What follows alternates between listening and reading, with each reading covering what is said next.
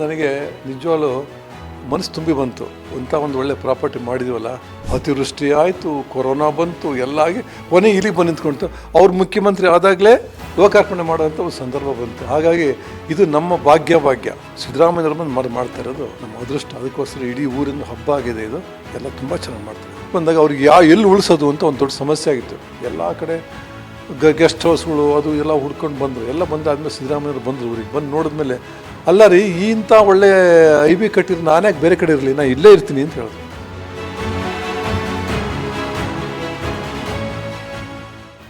ನಮಸ್ಕಾರ, ವಿಶ್ವಾನಿ ಟಿವಿಗೆ ಸ್ವಾಗತ.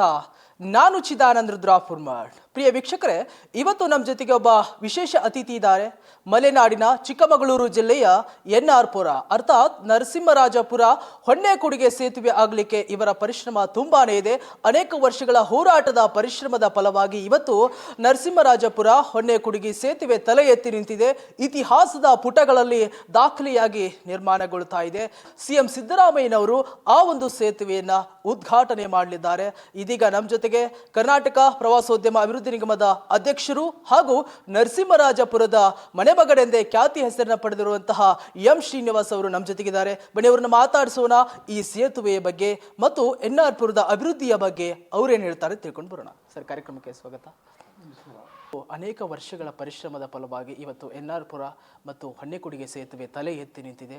ತಮ್ಮ ಪರಿಶ್ರಮ ಅದರಲ್ಲಿ ಅದ್ಭುತವಾಗಿರುವಂಥದ್ದು. ಸರ್, ಏನು ಹೇಳ್ತೀರಾ ಈ ಸಂದರ್ಭದಲ್ಲಿ? ನನಗೆ ಈ ಸೇತುವೆ ಆಗಿರೋದು ಒಂದು ಜೀವಮಾನ ಸಾಧನೆ ಅಂತ ಹೇಳ್ಬೋದು. ತುಂಬ ಸಂತೋಷ ಕೊಟ್ಟಿದೆ.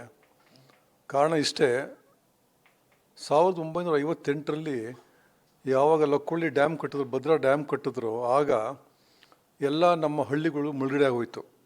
ಮುಳುಗಡೆ ಆಗಿ ಎಲ್ಲ ರೈತರುಗಳು ಅವ್ರ ಮನೆ, ಮಠ, ನೀರಾವರಿ ಜಮೀನು ಎಲ್ಲ ಕಳ್ಕೊಂಡ್ರು ಅವರು.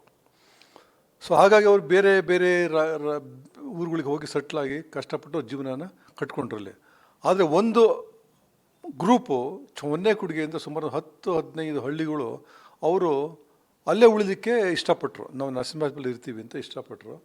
ಹಾಗಾಗಿ ಹೊನ್ನೇಕುಡಿಗೆ ಅನ್ನೋದು ಒಂದು ಪಾಪ್ಯುಲರ್ ಆಯಿತು.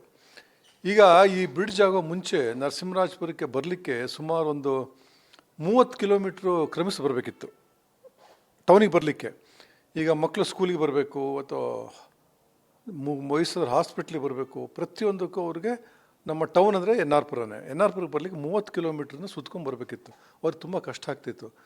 ಆಮೇಲೆ ತುಂಬ ಜನ ವಾಣಿಜ್ಯದಲ್ಲಿ ಇದ್ದಾರೆ ನರಸಿಂಹರಾಜಪುರದಲ್ಲಿ. ಅವ್ರ ಮನೆಗೆ ಹೋಗಬೇಕು ಅಂದರೆ ಊಟಕ್ಕೆ ಹೋಗೋಕ್ಕಲ್ಲ, ತಿಂಡಿಗೆ ಹೋಗ್ಲಿಕ್ಕಾಗಲ್ಲ, ಬೆಳಿಗ್ಗೆ ಬಂದು ರಾತ್ರಿ ಹೋಗ್ಬೇಕು. ಈ ರೀತಿ ಭಾರಿ ತೊಂದರೆ ಅನುಭವಿಸ್ತಾಯಿದ್ರು. ಆವಾಗ 2016ರಲ್ಲಿ ಸಿದ್ದರಾಮಯ್ಯನವರು ನರಸಿಂಹರಾಜಪುರಕ್ಕೆ ಬಂದರು. ಆಗ ಒಂದು ಏತ ನೀರಾವರಿ, ಮೊದಲನೇ ಏತ ನೀರಾವರಿ ಕೊಟ್ಟಿದ್ದು. ಈ ರೈತರುಗಳು ತುಂಬ ತ್ಯಾಗ ಮಾಡಿದ್ದಾರೆ.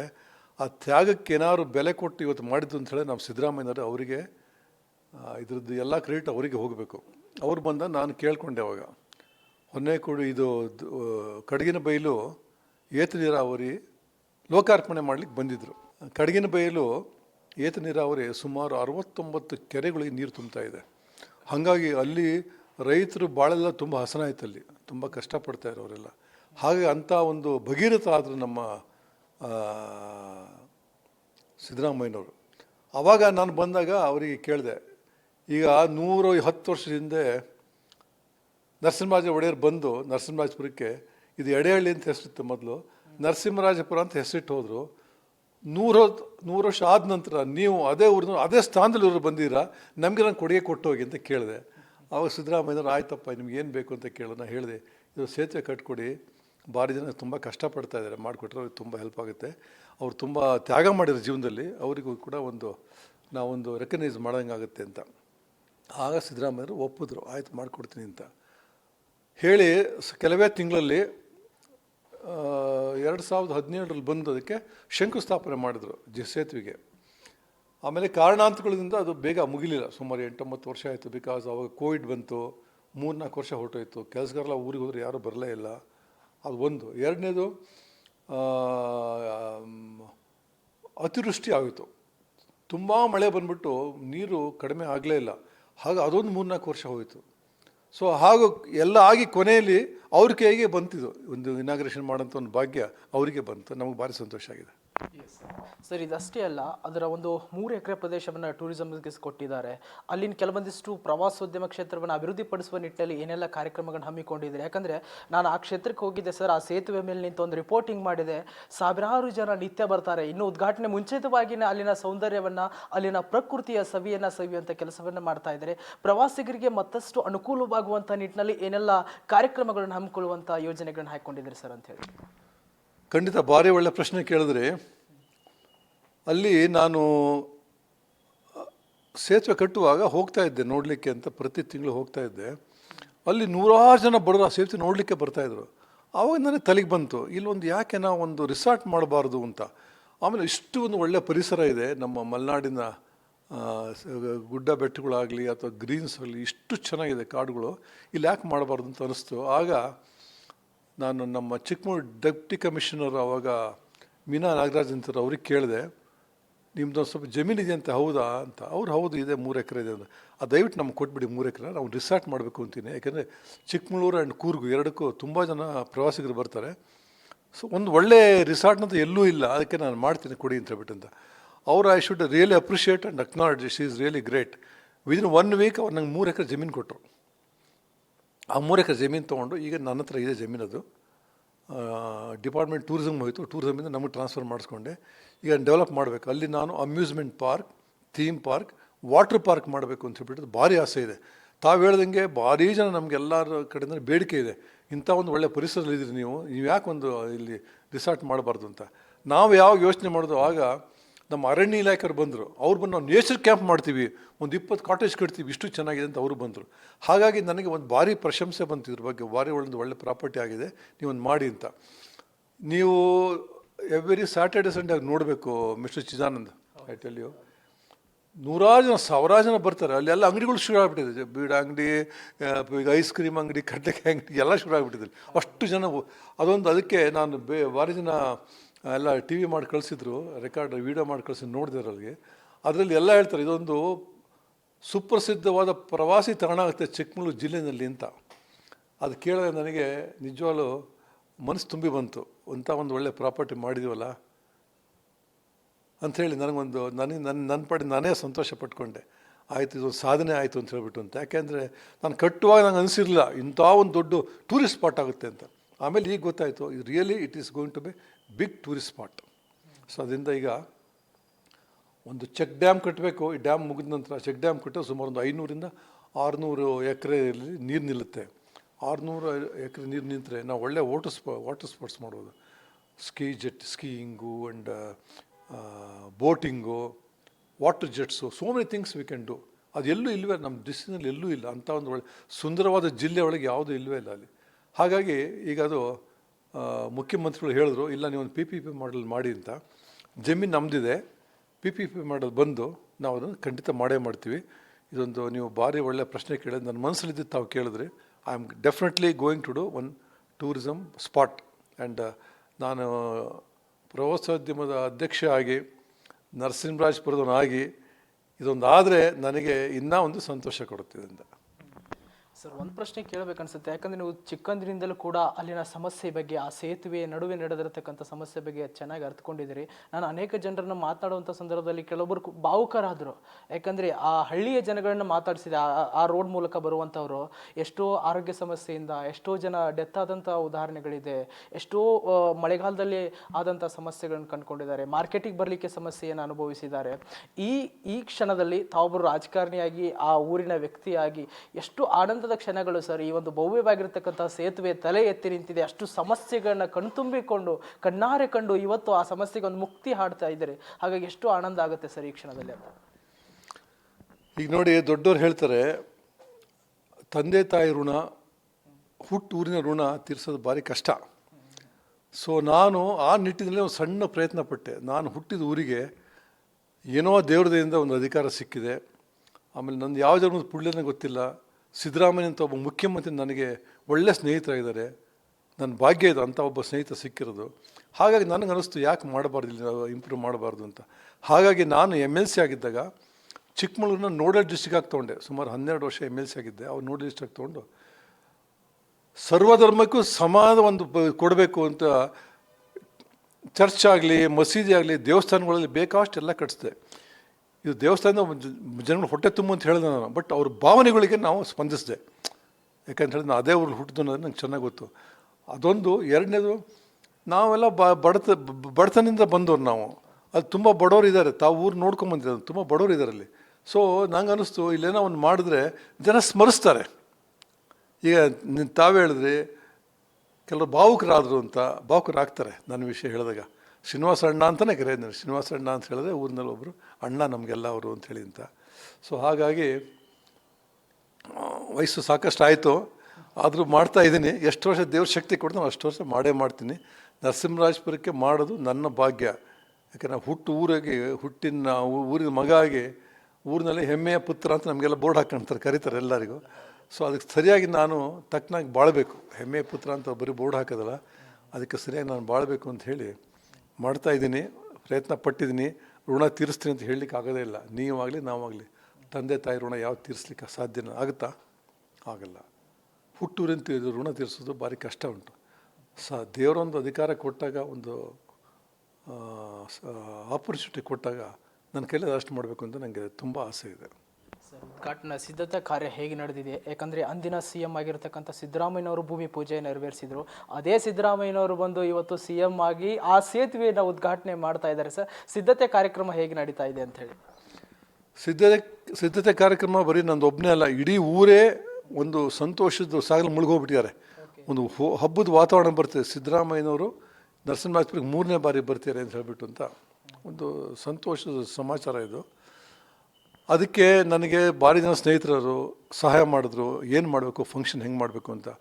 ಅದರಲ್ಲಿ ಮುಖ್ಯವಾಗಿ ನಾನು ಇವತ್ತು ನಮ್ಮ ವಿಶ್ವೇಶ್ವರ ಭಟ್ರು ನೆನೆಸ್ಕೊಬೇಕು. ಅವರು ತುಂಬ ಬಂದು ನನಗೆ ಸಲಹೆಗಳು ಕೊಟ್ಟರು, ಯಾವ ರೀತಿ ಮಾಡಬೇಕಿದನ್ನು ಅಂತ ಹೇಳ್ಬಿಟ್ಟು ಅಂತ. ಯಾಕೆಂತ ಹೇಳಿದ್ರೆ ಸಿದ್ದರಾಮಯ್ಯನವರು ಋಣ ನಮ್ಮೂರು ತೀರಿಸ್ಲಿಕ್ಕೇನಾಗಲ್ಲ. ಸೊ ಈಗ ನಮಗೆ ಒಂದು 60 ಕೋಟಿ ರೂಪಾಯಿ ರೋಡನ್ನು ಅಗಲ ಮಾಡಲಿಕ್ಕೆ ಕೊಟ್ಟಿದ್ದಾರೆ. 130 ವರ್ಷದಿಂದ ಆಗಿದ್ದು ರಸ್ತೆ ಅದು. 130 ವರ್ಷದಿಂದ ಏನೂ ಆಗಿಲ್ಲ ಅದು. ಅದಕ್ಕೆ ಈಗ ಸಿದ್ದರಾಮಯ್ಯನವರು 60 ಕೋಟಿ, ಕೆಲವ್ರದ್ದು ಅದಕ್ಕೆ ವಿರೋಧನೂ ಇತ್ತು. ಕ್ಯಾಬಿನೆಟಲ್ಲಿ ಅಪ್ರೂವ್ ಆಗಿ ಬಂತು. ಇವರಿಲ್ಲ 130 ವರ್ಷ ಆಯಿತು. ಭಾರಿ ನಾನು ನೋಡಿದ್ದೀನಿ ಆ ಊರನ್ನು, ಜನಗಳು ಓಡಾಡಲಿಕ್ಕಾಗಲ್ಲ ಅಲ್ಲಿ ಇಂಥವ್ರು ಕೊಟ್ಟಿದ್ದಾರೆ. ಅದೊಂದು ಆದರೆ ಆವಾಗ ನನ್ನ ಜೀವನದಲ್ಲಿ ಭಾರಿ ಒಂದು ಸಂತೋಷಗಳಿಗೆ ಒಂದು ಸೇತುವೆ ಆಗಿದ್ದು. ಎರಡನೇದು ನಮ್ಮೂರದ್ದು ರೋಡು ಅಗಲಾಗಬೇಕು. ಆರಾಮಾಗಿ ಮಕ್ಕಳುಗಳು, ವಯಸ್ಸಾದರು ಬರೋಕ್ಕೆ ಹೋಗಲಿಕ್ಕೆ. ಈಗ ನೋಡಿ 30 ಕಿಲೋಮೀಟ್ರ್ ಇದ್ದದ್ದು ಬರೀ 3 ಕಿಲೋಮೀಟ್ರ್ ಆಗಿದೆ. 3 ಕಿಲೋಮೀಟ್ರಲ್ಲಿ ಜನ ಟೌನಿಗೆ ಬರ್ತಾರೆ. ಆಮೇಲೆ ಮಧ್ಯಾಹ್ನದಲ್ಲೆಲ್ಲ ವ್ಯಾಪಾರ ಮಾಡ್ಕೊಂಡು ಬೇಕಾಷ್ಟು ಜನ ಇದ್ದಾರೆ. ಅವರೆಲ್ಲ ಮಧ್ಯಾಹ್ನ ಮನೆಗೆ ಊಟಕ್ಕೆ ಹೋಗ್ಬಿಟ್ಟು ಬರ್ತಾರೆ. ಅವಾಗ ಬೆಳಿಗ್ಗೆ ಬಂದು ರಾತ್ರಿ ಹೋಗಬೇಕಿತ್ತು, ಈಗ ಊಟಕ್ಕೆ ಹೋಗಿ ಬರ್ತಾರೆ. ಅವರೆಲ್ಲ ಹೇಳ್ತಾರೆ, ಏನಪ್ಪ ಪುಣ್ಯಾತ್ಮರು ನಮಗೊಂದು ಅವಕಾಶ ಮಾಡಿಕೊಟ್ರೆ ಹೋಗೋದು ಅಂತ. ಹಾಗಾಗಿ ತುಂಬ ಒಂದು ಸಂತೋಷನ ಕೊಟ್ಟಿದೆ ಮನಸ್ಸಿಗೆ. ಮಾಡ್ತಾಯಿದ್ದೀನಿ. ಅದಕ್ಕೋಸ್ಕರ ಒಂದು ವೈಭವವಾಗಿ ಮಾಡಬೇಕು ಅಂಥೇಳಿ ಸಿದ್ದರಾಮಯ್ಯನವರ ಈ ಒಂದು ಕಾರ್ಯಕ್ರಮ ಅದ್ಧೂರಿಯಾಗಿ ಮಾಡಬೇಕು ಅಂಥೇಳಿ ಇಲ್ಲಿ ಇಡೀ ಜಿಲ್ಲಾಡಳಿತ ನನ್ನ ಜೊತೆ ಕೈ ಜೋಡಿಸಿರಿ ಎಲ್ಲ ಮಾಡ್ತಾಯಿದ್ದಾರೆ. ಯಾಕೆಂತ ಹೇಳಿದ್ರೆ ಸಿದ್ದರಾಮಯ್ಯ ಕೊಟ್ಟಿರೋ ಉದ್ದೇಶದಿಂದ, ಒಳ್ಳೆ ಉದ್ದೇಶದಿಂದ ಕೊಟ್ಟಿದ್ದಾರೆ. ಅದಕ್ಕೋಸ್ಕರ ಎಲ್ಲರೂ ಭಾರಿ ಸಂತೋಷವಾಗಿದ್ದಾರೆ. ಈಗ ಅವರು ಈ ನಮ್ಮ ಸೇತುವೆನ ಗುದ್ದಲಿ ಪೂಜೆ ಮಾಡೋಕ್ಕೆ ಬಂದಾಗ ಒಬ್ಬರು ಜಿಲ್ಲಾ ಪಂಚಾಯತ್ ಸದಸ್ಯರು ಮಾತಾಡ್ತಾ ಹೇಳಿದ್ರು, ಇವತ್ತು ಸಿದ್ದರಾಮಯ್ಯನವರು ಅದಕ್ಕೆ ಭೂಮಿ ಪೂಜೆ ಮಾಡಿದ್ದಾರೆ, ಅವ್ರ ಕೈಯಿಂದನೇ ಇದು ಲೋಕಾರ್ಪಣೆ ಆಗುತ್ತೆ ಅಂತ. ಆಯಿತು, ನಮ್ಮೆಲ್ಲ ಭಾರಿ ಸಂತೋಷ ಆಯಿತು ಬರಲಿ ಅಂತ. ಆದರೆ ನೆಕ್ಸ್ಟ್ ಸರ್ಕಾರ ಬದಲಾಯಿತು. ಸೊ ಅವನು ಅಂದ್ಕೊಂಡು ಸರ್ಕಾರ ಬದಲಾಯಿತು, ಇನ್ನು ಮುಗಿಸೋದ್ರೆ ಯಾರೋ ಬಂದು ಮಾಡ್ತಾರೆ, ಏನು ಪರಲ್ಲ, ಆಯ್ತು ಬಿಡಿ, ಏನೋ ಸಿದ್ದರಾಮಯ್ಯ ಒಳ್ಳೆ ಮನಸ್ಸನ್ನೇ ಕೊಟ್ಟಿರಿ ಅಂತ. ಅದು ನೋಡಿ ಯಾವಗಳಿಗೆಲ್ಲ ಹೇಳಿದ್ರು ಅವರು ಸಿದ್ದರಾಮಯ್ಯನ ಬಂದು ಮಾಡ್ತಾರೆ ಅಂತ, ಕೊನೆ ಅವರೇ ಬಂದು ಮಾಡೋಂಗಾಯ್ತು. ಹಾಂ, ಅತಿವೃಷ್ಟಿ ಆಯಿತು, ಕೊರೋನಾ ಬಂತು, ಎಲ್ಲ ಆಗಿ ಕೊನೆಗೆ ಇಲ್ಲಿ ಬಂದು ನಿಂತ್ಕೊಳ್ತು. ಅವ್ರು ಮುಖ್ಯಮಂತ್ರಿ ಆದಾಗಲೇ ಲೋಕಾರ್ಪಣೆ ಮಾಡೋಂಥ ಒಂದು ಸಂದರ್ಭ ಬಂತು. ಹಾಗಾಗಿ ಇದು ನಮ್ಮ ಭಾಗ್ಯ. ಸಿದ್ದರಾಮಯ್ಯವ್ರು ಬಂದು ಮಾಡ್ತಾ ಇರೋದು ನಮ್ಮ ಅದೃಷ್ಟ. ಅದಕ್ಕೋಸ್ಕರ ಇಡೀ ಊರಿಂದ ಹಬ್ಬ ಆಗಿದೆ ಇದು. ಎಲ್ಲ ತುಂಬ ಚೆನ್ನಾಗಿ ಮಾಡ್ತಾರೆ ಇದನ್ನು. ಎಲ್ಲ ಪ್ರತಿಯೊಬ್ಬರು ಇನ್ವಾಲ್ವ್ ಆಗಿದ್ದಾರೆ. ಅವ್ರಿಗೆ ಗೊತ್ತು ಸಿದ್ದರಾಮಯ್ಯ ಕೊಡುಗೆ ಏನು ಇಲ್ಲಿಗೆ ಅಂತ ಗೊತ್ತು ಚೆನ್ನಾಗಿ. ಹಾಗಾಗಿ ಎಲ್ಲ ಭಾವುಕರಾಗಿ ಬಂದು ಕೆಲಸ ಮಾಡ್ತಿದ್ದಾರೆ. ಸರ್, ಕೇವಲ ಸೇತುವೆ ಅಲ್ಲ, ಅಲ್ಲಿನ ಜನಗಳನ್ನ ಮಾತನಾಡುವಂಥದ್ದು, ರಸ್ತೆ ಅಗಲೀಕರಣ ಆಗಲಿ, ಈಗ ಹೇಳ್ತಾ ಇದ್ರಿ, ಅನೇಕ ದೇವಸ್ಥಾನಗಳನ್ನು ಕಟ್ಟಿಸಿರುವಂಥದ್ದು, ಮತ್ತು ಅಲ್ಲಿ ಹೈಟೆಕ್ ಪ್ರವಾಸಿ ಮಂದಿರ. ಸರ್, ಒಬ್ಬ CM ಬಂದು ಆ ತಾಲೂಕಿನ ಕೇಂದ್ರದಲ್ಲಿ CM ಬಂದು ವಾಸ್ತವ್ಯ ಹೂಡ್ತಾರೆ ಅಂದರೆ, ನಾನು ಕೂಡ ಐವಿಯಲ್ಲಿ ಇದ್ದೆ, ಅಂತ ಹೈಟೆಕ್ ಪ್ರವಾಸಿ ಮಂದಿರವನ್ನು ಕಟ್ಟಿಸಿದ್ರಿ. ಕೇವಲ ಸೇತುವೆ ಮಾತ್ರ ಅಲ್ಲ, ಇನ್ನಿತರ ಅಭಿವೃದ್ಧಿ ಕಾರ್ಯಕ್ರಮಗಳು ತಾವೊಂದಿಷ್ಟು ಕೆಲಸ ಮಾಡಿರೋದ್ರ ಬಗ್ಗೆ ಮೆಲುಕು ಹಾಕೋದಾದ್ರೆ ಸರ್? ನೋಡಿ, ನಾನು ಹಿಂದೆ ಹೋಗ್ತಾ ಇದ್ದಾಗ ಸುಮಾರು 140 ವರ್ಷದ ಒಂದು IB ಇತ್ತು, ಹಳೆಯ ಬಿಲ್ಡಿಂಗ್ ಇತ್ತು. ಅಲ್ಲಿ ಎಲ್ಲ ಎಮ್ಮೆ ದನ ಮೇಯ್ತಾ ಇದ್ದು ಎಲ್ಲ ಹಾಳಾಗಿ ಹೋಗಿತ್ತು, ಇರಲಿಕ್ಕೆ ಯೋಗ್ಯ ಇರಲಿಲ್ಲ ಅದು. ಒಂದು ದಿವಸ ನೈಟ್ ಒಬ್ಬನೇ ಕೂತ್ಕೊಂಡಿದ್ದೆ, ಪಕ್ಕದೆಲ್ಲ ಸ್ಮಶಾನಗಳು ಅದು ಇದೆಲ್ಲ ಇತ್ತು. ಸೊ ಅವಾಗ ನಂಗೆ ಅನ್ನಿಸ್ತು, ಏನಿದು ಇಷ್ಟು ಒಂದು ವೈಭವ ಇತ್ತು ಇಲ್ಲಿ ನರಸಿಂಹರಾಜಪುರದಲ್ಲಿ. ಮುಳುಗಡೆ ಆದ ನಂತರ, ಸಬ್ಮರ್ಸ್ ಆದ ನಂತರ ಆ ಸರ್ಕಲ್ ಈ ಕಡೆ ಜೀವನ ಇಲ್ಲ, ಹೋಯ್ತೋತಲ್ಲ, ಏನಾದ್ರು ಮಾಡ್ಬೇಕು ನಾನು ಇದು ಈ ದೇಶಕ್ಕೆ, ಈ ಊರಿಗೆ ಅಂತ ಹೇಳ್ಬಿಟ್ಟು ಅಂತ ತುಂಬ ಮನಸ್ಸಿಗೆ ಆಸೆ ಬಂತು. ಆವತ್ತು ನನ್ನ ಮನಸ್ಸಲ್ಲಿ ಚಿಗುರುತ್ತಿದ್ದು, ಒಂದು ಒಳ್ಳೆ ಹೈಟೆಕ್ IB ಕಟ್ಟಬೇಕಿಲ್ಲಿ ಅಂತ ಹೇಳ್ಬಿಟ್ಟು ಅಂತ.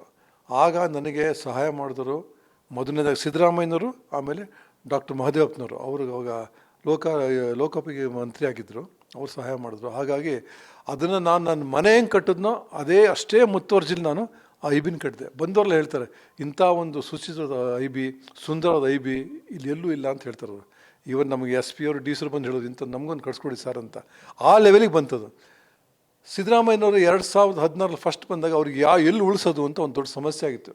ಎಲ್ಲ ಕಡೆ ಗೆಸ್ಟ್ ಹೌಸ್ಗಳು ಅದು ಎಲ್ಲ ಹುಡ್ಕೊಂಡು ಬಂದರು. ಎಲ್ಲ ಬಂದಾದ್ಮೇಲೆ ಸಿದ್ದರಾಮಯ್ಯವ್ರು ಬಂದರು ಊರಿಗೆ. ಬಂದು ನೋಡಿದ್ಮೇಲೆ, ಅಲ್ಲ ರೀ, ಇಂಥ ಒಳ್ಳೆ IB ಕಟ್ಟಿದ್ರೆ ನಾನ್ಯಾಕೆ ಬೇರೆ ಕಡೆ ಇರಲಿ, ನಾನು ಇಲ್ಲೇ ಇರ್ತೀನಿ ಅಂತ ಹೇಳಿದ್ರು.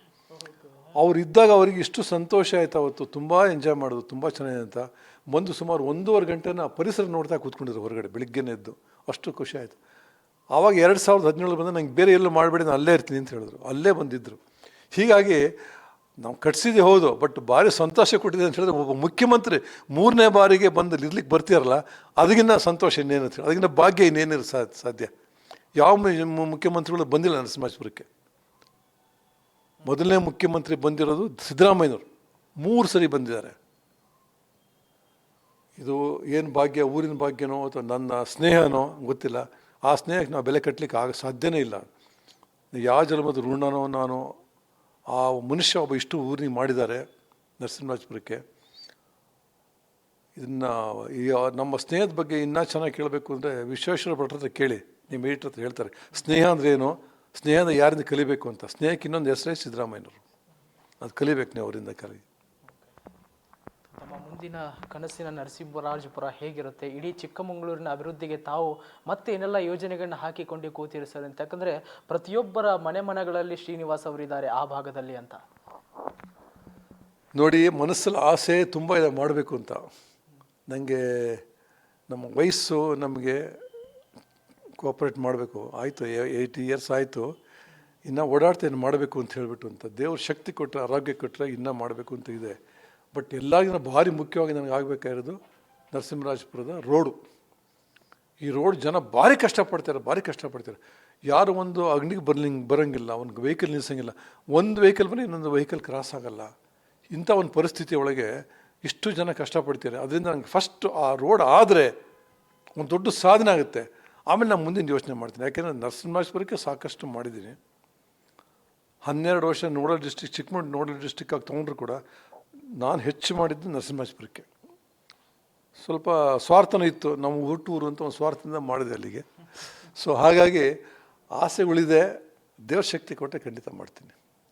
ಥ್ಯಾಂಕ್ ಯು, ನಮಸ್ಕಾರ. ವೀಕ್ಷಕರು, ಇದಿಷ್ಟು ಎಂ ಶ್ರೀನಿವಾಸ್ ಅವರ ಮಾತುಗಳು. ನರಸಿಂಹರಾಜಪುರ ಹೊನ್ನೆಕುಡಿಗೆ ಸೇತುವೆ ಸುವರ್ಣ ಅಕ್ಷರಗಳಲ್ಲಿ ಬರೆದಿಡುವಂಥದ್ದು CM ಸಿದ್ದರಾಮಯ್ಯನವರು ಲೋಕಾರ್ಪಣೆಗೊಳಿಸಲಿದ್ದಾರೆ. ಎಂ ಶ್ರೀನಿವಾಸ್ ಅವರು ಈ ಭಾಗದ ಮನೆಮಗನಾಗಿ ಅದ್ಭುತ ಕಾರ್ಯಕ್ರಮಗಳನ್ನ ಕೈಗೊಂಡು ಅನೇಕ 10 ಪರಿಶ್ರಮದ ಫಲವಾಗಿ, ಹೋರಾಟದ ಫಲವಾಗಿ ಇವತ್ತು ಅದ್ಭುತವಾಗಿರ್ತಕ್ಕಂತಹ ಸೇತುವೆ ತಲೆ ಎತ್ತಿ ನಿಂತಿದೆ. ಕೇವಲ ಸೇತುವೆ ಮಾತ್ರವಲ್ಲ, ದೇವಾಲಯಗಳ ಉದ್ಧಾರ, ಪ್ರವಾಸಿ ಮಂದಿರ ತಾಣ ಮತ್ತು ರಸ್ತೆಯ ಅಗಲೀಕರಣ, ಹೀಗೆ ನರಸಿಂಹರಾಜಪುರದ ಅಭಿವೃದ್ಧಿಗೆ ಒಬ್ಬ ಮನೆಮಗನಾಗಿ ಅವಿರತವಾಗಿ ಶ್ರಮಿಸ್ತಾ ಇದ್ದಾರೆ ಎಂ ಶ್ರೀನಿವಾಸ್ ಅವರು. ಕ್ಯಾಮ್ರಾ ಪರ್ಸನ್ ಪ್ರೀತಮ್ ಜೊತೆ ಚಿದಾನಂದ್ ರುದ್ರಾಪುರ್ಮಠ್, ವಿಶ್ವವಾಣಿ ಟಿವಿ, ಬೆಂಗಳೂರು. ಇಂಟ್ರೆಸ್ಟಿಂಗ್ ಮತ್ತು ಇನ್ಫಾರ್ಮೇಟಿವ್ ವಿಡಿಯೋಗಳನ್ನ ಮಿಸ್ ಮಾಡ್ಕೋಬೇಡಿ. ಈಗಲೇ ಸಬ್ಸ್ಕ್ರೈಬ್ ಮಾಡಿ.